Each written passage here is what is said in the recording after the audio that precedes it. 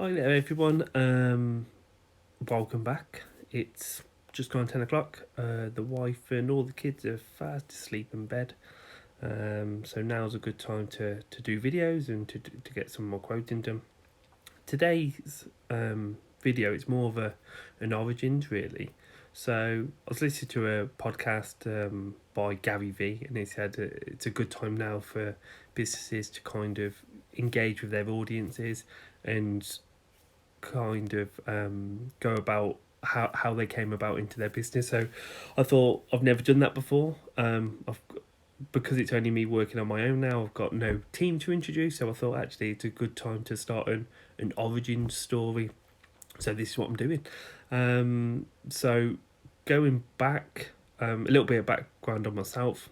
Come from a great family. I'm one of 6 boys. I know 5 older brothers. Growing up was always great. There was never any dramas or issues. Well, no more than what any other family goes through. I got into carpentry after school. So I'd finished school and my mum turned around to me and said, what did I want to do? I wasn't 100% sure what I wanted to do. So she said I had 2 choices. It was either go get a job or go to college. Well, I didn't want to go get a job straight away, so she said a good idea would be to go and learn a trade.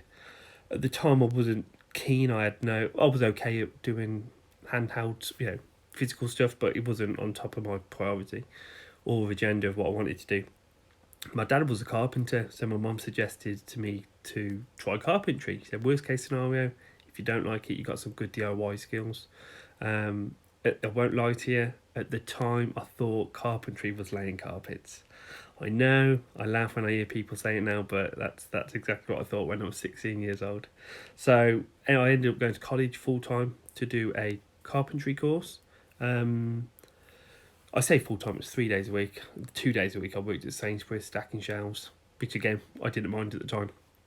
So I was at college 3 days a week, learning carpentry, and then on Saturdays I actually got to go work at my dad's company he worked for.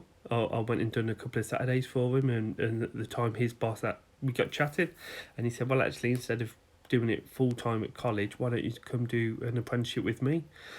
Which is what I done. So I sacked my job off at Sainsbury's and then ended up going to work full time as an apprentice at my first real construction company. Then, my boss David at the time was a great bloke. A great team of people who worked at the company. Loads of carpenters. We all had loads of fun. And it was a real, exactly what you thought.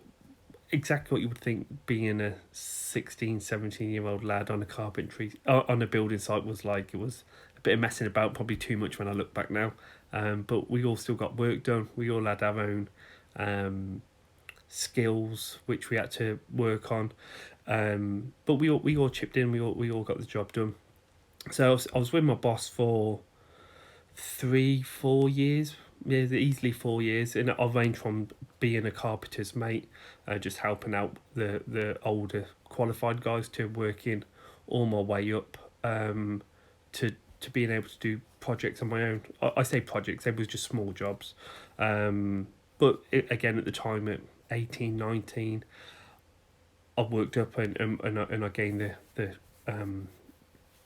the respect of my boss for him to allow me to do some of the smaller jobs. So fast forward to 2008. Actually, just before that, 2007, I ended up leaving my boss. I'd done my full-time college course, which I then converted into a NVQ 2 and 3 in carpentry, and then I carried on for another 2 years doing a BTEC in construction, and then I'd done another 2 years doing a HNC. Once I actually left my first boss whilst I was on my first year of my BTEC. Then I went to go work for a house builder, Charles Church, part of the Persimmon Group, as an assistant site manager. Started off as a technician, then went and worked up to an assistant manager, which I thought was great. I had a company car I had a company car allowance, which allowed me to go buy buy a car. I actually really wanted a Subaru Impreza, but my contracts manager at the time said it was completely inappropriate for me to have that sort of car as a manager, so I had to kind of go for a Seat Leon, unfortunately. So anyway, worked there, got promoted. Recently ended up buying a house, my first house, when I was in my early 20s, and then 2008 the recession hit, and then everything kind of went down with it at the same time. One of the first ones in at that business, so meant I was one of the first ones out.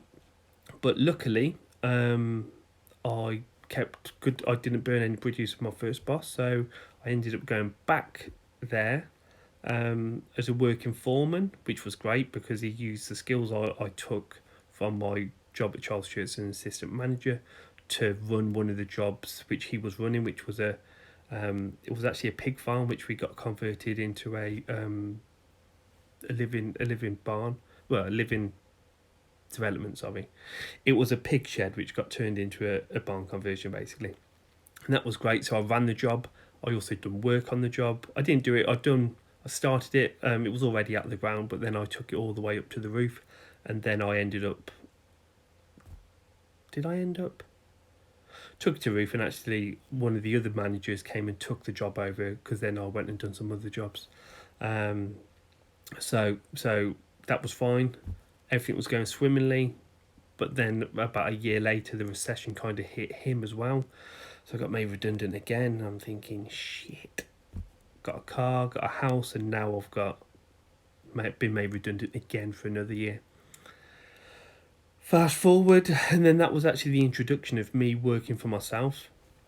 I remember standing in line at the job centre to sign on because it had been a couple of weeks, and I was waiting in the queue, and it just seemed forever. And I just thought, I'm going to give it one more chance. I'm going to just phone up everyone I know, everyone I went to college with, to see if there was any leads of jobs or anyone they could recommend. So I've struck it lucky, and actually a friend I went to school with who was also a carpenter started working for a decking company local. So he asked his boss, and they were looking for some fitters.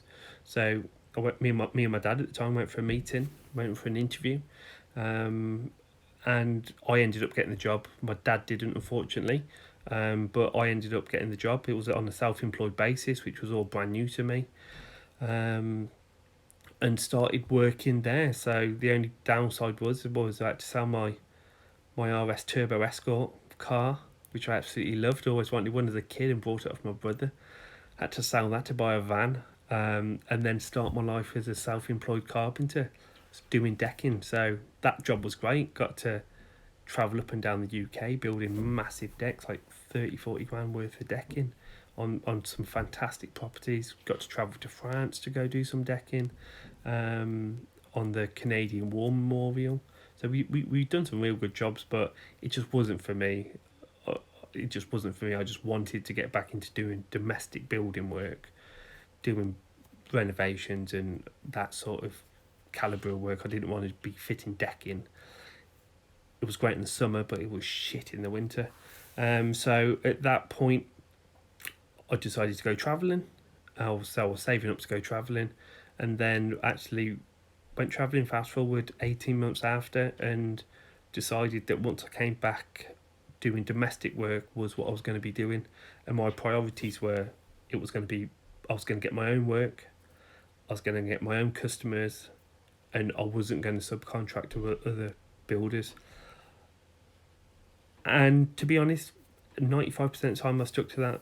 I did some subcontracting to some people I knew directly, so that wasn't a problem, but I didn't rely on just doing carpentry for any other builders. It was just me. So for me, I just wanted the emphasis to be, I wanted it to be all on me. So if it was great, if it worked out well, it was my win. If something went wrong, then I unfortunately had to take the loss as well. So that was always my criteria when I first started working for myself, really. So that was just a little quick, well, not so quick video, but it's more of an origin. So I'm kind of going to do some chapters, I think, especially now everyone's locked down or work's reduced dramatically. So I think now's a good time to kind of get to know the people behind the Instagram pages and the Facebook pages and your website. now's a good time to actually see what the people are behind the camera, and instead this is my first time in front of the camera where it's not been too painful. So hope you enjoyed the beginning of the my origins, my chapter, my storybook, whatever it wants to be. And then hopefully I can fill you in on another one in the coming days or weeks, who the fuck knows. So thank you, keep you posted, I'll see you soon, bye bye.